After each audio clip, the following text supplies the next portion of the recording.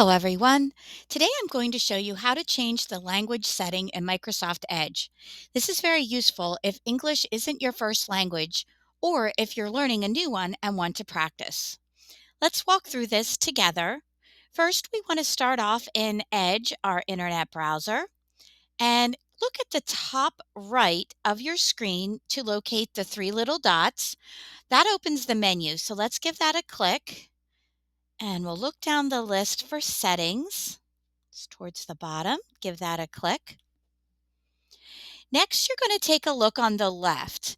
Notice the word languages. We're going to choose that from the menu.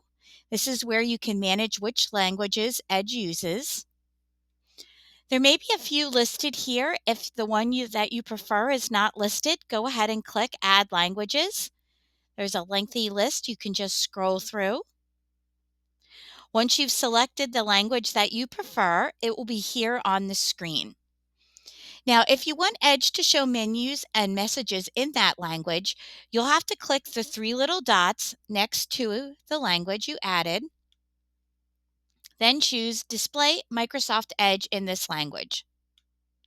You will need to restart in order for that to take effect.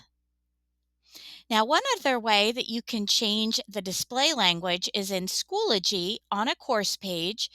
If you scroll to the very bottom of the screen and on the left-hand side, you'll notice it says English.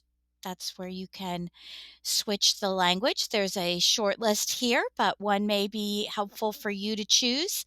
Give that a click and then choose Save. So changing the language in Edge can help you understand content better if English isn't your first language. It's also a nice way to practice a new language in a real-world setting. These small changes can make a big difference in how comfortable and confident you feel online. So why don't you try it out now and make the web your own?